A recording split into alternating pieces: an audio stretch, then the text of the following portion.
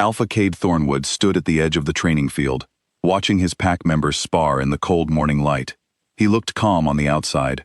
Inside, he felt nothing but a quiet, endless ache. It had been 5 years since he lost her. 5 years since the night his true mate disappeared without a trace. And still, not one day had passed without his wolf searching for her scent in every room he entered, every forest he crossed, every stranger's face he studied a moment too long. His father had died suddenly that winter, leaving the pack without a clear leader. The elders were firm.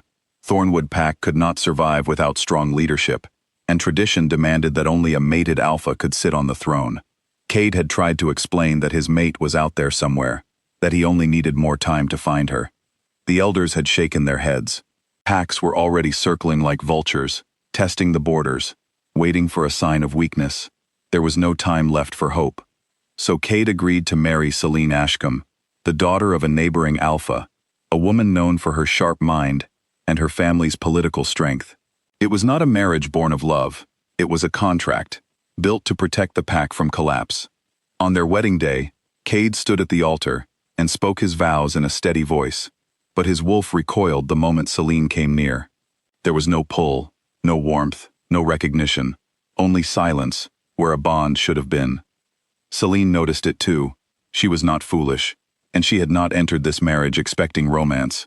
Her family had raised her to understand duty above feeling. Still, some nights, alone in her private chambers, while her husband worked late into the dark, she allowed herself to wonder what it would feel like to be loved the way the old stories described true mates loving each other. She pushed the thought away each time. Wondering never changed anything. As husband and wife, Cade and Celine ruled the pack well. She was skilled at managing alliances, trade agreements, and disputes between families. He was firm in matters of defense and pack law. Together, they kept Thornwood strong and united, even as whispers followed them through the halls. The servants noticed how the alpha and his Luna rarely touched, rarely smiled at each other, rarely spent time alone unless pack business required it. No one dared say it aloud, but everyone could feel it. Something was missing at the heart of their marriage. What none of them knew was the truth Cade carried like a stone in his chest. Every full moon, when the pack gathered to celebrate and howl beneath the silver light, Cade would slip away for a few private hours. He kept a small wooden box hidden in his study, and inside it lay a single torn piece of fabric. It was pale blue, edged with fine embroidery. The last thing that remained of the night his mate vanished. Even after all this time, if he pressed it close and breathed in slowly, he could still catch a whisper of her scent underneath the dust and the years. His wolf would rise every time, pressing against his ribs, aching to run toward a trail that had long gone cold. He had never stopped searching. He sent trusted scouts beyond the pack borders every season, chasing rumors of a lone she-wolf who kept to herself in far-off villages, who never joined a pack, who flinched at the mention of Thornwood. Most leads ended in nothing. Some ended in heartbreak, when the woman found was not her, but Cade refused to give up. His wolf would not let him. Her name was Iris Calloway, though she had not used that name in years. On the night she disappeared, she had not run away by choice.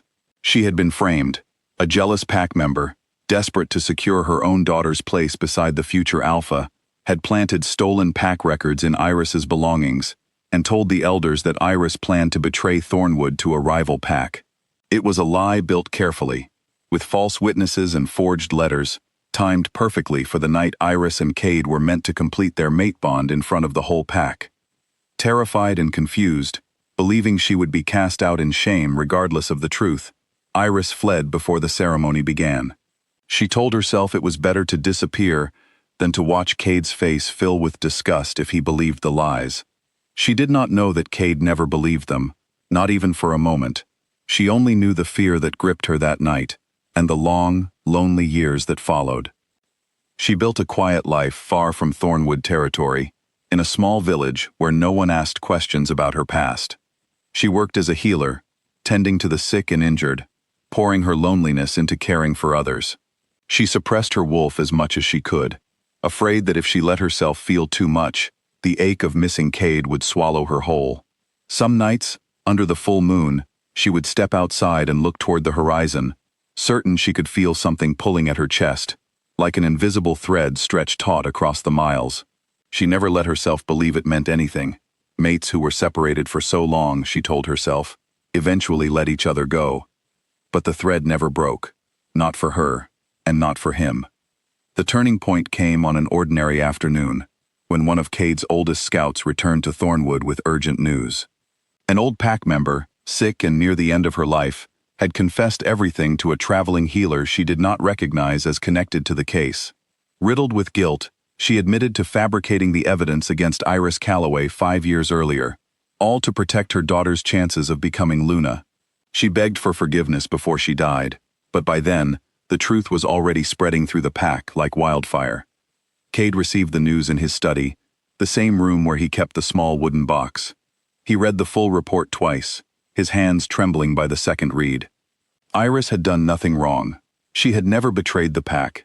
She had been innocent from the very beginning, chased away by lies while he stood helpless, believing she had simply vanished on her own. Something inside him broke open, and something else, long buried, roared back to life. His wolf did not simply stir. It surged forward, desperate and furious, and full of hope all at once. He did not wait for morning. He did not wait for council approval. He gathered a small group of trusted warriors and left Thornwood that same night, following the last known trail his scouts had traced to a quiet village 3 days' ride away.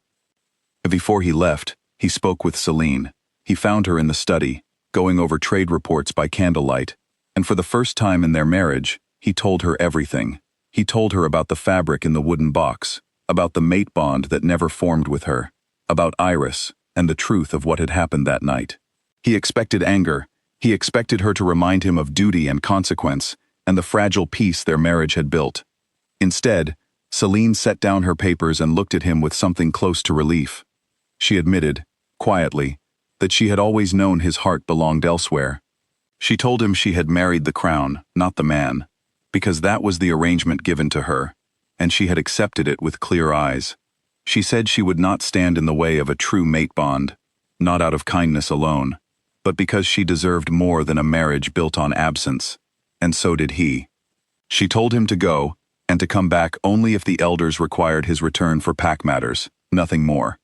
It was, in its own way, the most honest conversation they had ever shared. Cade rode through the night and into the next day, stopping only when his horse needed rest. His wolf paced beneath his skin the entire journey, sensing they were close, closer than they had ever been in 5 long years. When they finally reached the village, his scouts led him to a small healer's cottage at the edge of the trees, its windows glowing with lantern light against the coming dusk. He stood outside that door for a long moment, his heart pounding harder than it ever had in any battle. Then he knocked. The woman who opened the door was thinner than he remembered, her eyes guarded, her hair pulled back simply, nothing like the bright, laughing young woman he had once known. But the moment her eyes met his, both of them went completely still. Her lips parted. Her hand gripped the doorframe as though she might fall without it. His wolf did not simply recognize her. It surged toward her, with a force so strong that Cade had to steady himself against the doorframe as well. Iris did not speak at first. 5 years of fear and grief and quiet survival rose in her throat all at once, tangled together with a longing she had never allowed herself to name. When she finally found her voice, it came out as barely more than a whisper, asking why he had come, after all this time, after everything. Cade told her the truth, plainly and without hesitation. He told her about the confession, about the lies that had driven her away, about the years he spent searching every corner of the land for any sign of her. He told her about the torn piece of fabric he had kept hidden in a wooden box, about the nights he pressed it to his face just to remember her scent. He told her about the marriage he entered out of duty, and the emptiness that never once left him, no matter how many years passed. Iris listened with tears sliding silently down her face, old wounds opening even as something warm and disbelieving bloomed in her chest. She had spent 5 years convincing herself that he had let her go, that whatever they might have had was never meant to survive. Hearing the truth now, seeing the pain and longing plain on his face, she felt the wall she had built around her heart begin to crack. She did not fall into his arms right away. Trust, once broken by fear and distance, does not mend in a single moment.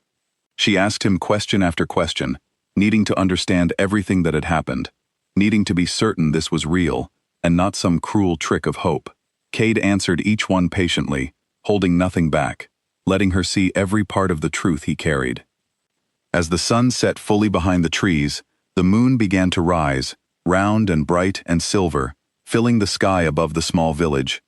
It was, by pure chance, a full moon, the same kind of night meant for mates to complete their bond 5 years earlier. Cade felt his wolf press forward one final time, gentle now instead of desperate, waiting rather than demanding, ready to let Iris choose in her own time. She stepped outside into the moonlight, and Cade followed a respectful distance behind. Standing beneath that same silver light, Iris finally allowed herself to feel the pull she had spent 5 years denying. She turned to him, tears still on her cheeks, and asked softly if he truly meant to stay this time, if there would be no more distance, no more years lost to fear and misunderstanding. Cade closed the space between them and told her, without a single doubt in his voice, that he was done losing her. He said he had built his whole life searching for her, and now that he had found her, nothing on earth could make him leave again unless she asked him to. Iris reached out and touched his hand, and the moment their skin met, the bond that had been denied for 5 long years finally settled into place, warm and certain and unbreakable.